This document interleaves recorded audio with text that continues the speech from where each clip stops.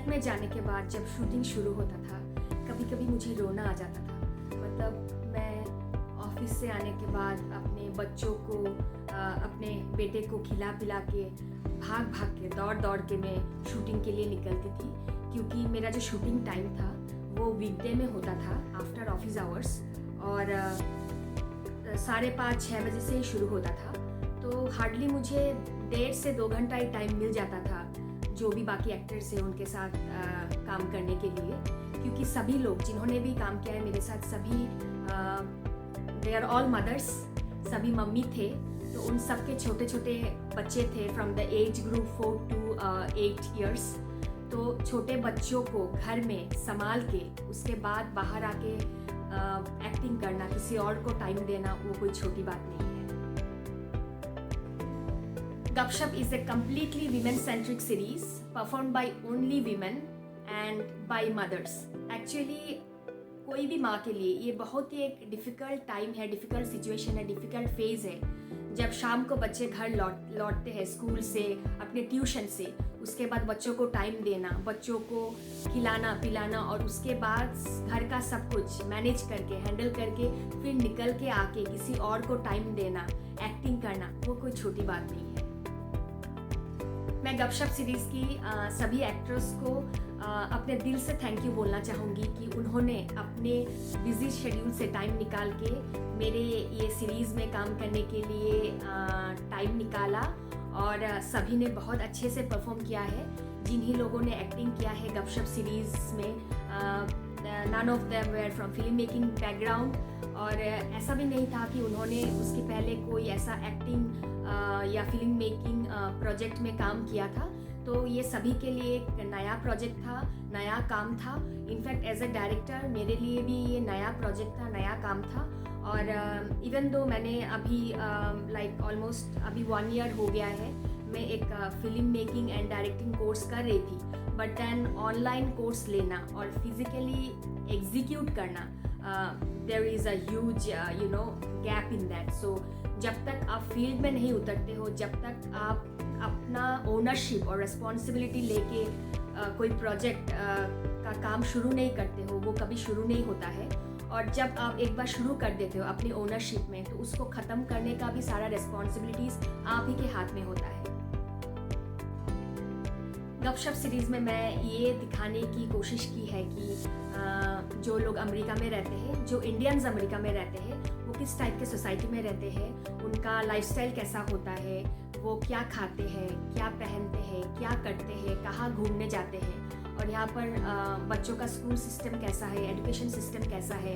As a part of hobby बच्चे लोग क्या क्या अपने में as a part of hobby develop करते हैं, और बड़े क्या करते हैं as a part of hobby, बच्चे लोग क्या करते हैं as a part of hobby. यहाँ पर किस टाइप का एक्स्ट्रा करिकुलर एक्टिविटीज़ का स्कूल है, तो वो सब कुछ मैं दिखाने की कोशिश की है। और उसके अलावा कुछ जैसे बहुत सभी कंट्री में ऐसे होता है, कुछ पॉजिटिविटीज़ एंड निगेटिविटीज़ होता है, उन सारे पॉजिटिविटीज़ एंड निगेटिविटीज़ को भी मैंने थोड़ा बहुत दिखाने की कोशिश की है, ताकि लोगों को यहाँ का जो भी सिचुएशन है, जो भी एनवायरनमेंट है, वो थोड़ा सा उनको आइडिया मिल जाए। गपशप सीरीज़ के शूटिंग सीन्स में हम लोगों ने बहुत एंजॉय किया है। सब ने कुछ ना कुछ नया कुछ सीखा है, और जिन लोगों ने काम किया है उनको भी बहुत सारे आइडियाज़ एंड एक्सपीरियंसेस मिल गई है। एंड आई होप कि फ्यूचर में अगर उनमें से कोई फिल्म मेकिंग प्रोजेक्ट शुरू करना चाहते हैं, तो अभी उनको बहुत आइडिया मिल गया है कैसा कर सकते हैं, और मुझे लगता है कि independently they can go ahead and start their own project. I am very happy that सबके साथ काम करके सबसे मैंने कुछ ना कुछ सीखा है। जैसे हमारा जो पेशेंस लेवल होता है, वो कहाँ तक हम लोग खींच के लेके जा सकते हैं, तो वो जब हमने सीरीज शुरू किया है, जब शूटिंग शुरू किया था, जब सेट पे मैं सबको बुलाती थी, कभी कभी कोई आने में थोड़ा लेट हो जाते थे, कभी कभी जैसे थोड़ा लेट से शुरू किया तो मतलब इवनिंग में और थोड़ा स्ट्रेच हो जाता था, और घर पे हस्बैंड्स लोग वाइफ्स के वेट करते थे कि कब वाइफ आएंगे और घर संभालेंगे, और बच्चे भी इवनिंग में आफ्टर देयर प्ले आवर्स घर जाते थे, और उनको भी लगता था कि मम्मी अभी भी शूटिंग कर रही है। तो जितने भी मम्मियों ने मेरे साथ काम किया है, मैंने वो ध्यान रखने की कोशिश की है। जब भी जिसको जहाँ पर भी जाना होता था, मैंने कभी उनको रोक टोक नहीं किया है, कोई रेस्ट्रिक्शन नहीं डाला है। एंड जिन्हीं लोगों ने मेरे साथ काम किया है वो बहुत एंजॉय करते थे। मतलब ऐसा नहीं है कि किसी को एक्टिंग करना पसंद नहीं था और मैंने ज़बरदस्ती उनको मेरे सेट पे बुला लिया था। तो जिन्हीं लोगों ने मेरे साथ एक्टिंग किया है, सभी को एक्टिंग पसंद था। उनको वो कल्चरल इवेंट्स वगैरह में पार्टिसिपेट करना बहुत अच्छा लगता था। और मैं फॉर्चुनेट हूँ कि लकीली मुझे इसी टाइप के एक ग्रुप से मुलाकात हो गई थी, इंट्रोडक्शन हो गई थी, और जिसके वजह से मैं ये प्रोजेक्ट शुरू कर पाई। यहाँ का कुछ भी अलग नहीं है। हम इंडिया में जैसे रहते हैं, खाते हैं, पीते हैं, पहनते हैं, शौक पूरा करते हैं, जाते हैं, यहाँ पर भी हम वही सब कुछ करते हैं। हमने अपने लाइफस्टाइल में, अपने रहन सहन में, अपने खान पान में कोई भी कॉम्प्रोमाइज़ नहीं किया है, क्योंकि यहाँ पर बहुत सारे इंडियन स्टोर्स हैं और सारे इंडियन स्टोर्स में आपको ज़रूरत का सारा सामान मिल जाता है। घर के जितने भी बुजुर्ग लोग होते हैं, जैसे दादा दादी, नाना नानी, सभी को एक फिक्र लगा रहता है कि बेटा विदेश में रहता है, बेटी विदेश में रहती है, पता नहीं कैसे रहती होगी, पता नहीं कैसे रहता होगा, हमारे जो फेस्टिवल्स है, हमारा जो कल्चर है वो सेलिब्रेट कर पाते हैं कि नहीं, वहाँ पर जो खाते हैं पता नहीं वो घर जैसा जो घर का पकवान होता है वो एंजॉय करते हैं कि नहीं। तो मैं उन सभी दादा दादी, नाना नानी को यही मैसेज देना चाहूँगी कि आपके बच्चे जो विदेश में रहते हैं, अमेरिका में रहते हैं, लंदन में रहते हैं, कनाडा में रहते हैं, ऑस्ट्रेलिया में रहते हैं, कहीं भी रहते हो, आप बिल्कुल फिक्र मत करो, क्योंकि यहाँ पर बहुत सारे इंडियंस हैं और जहाँ पर इंडियंस होते हैं उस जगह को इंडिया ही बना देते हैं।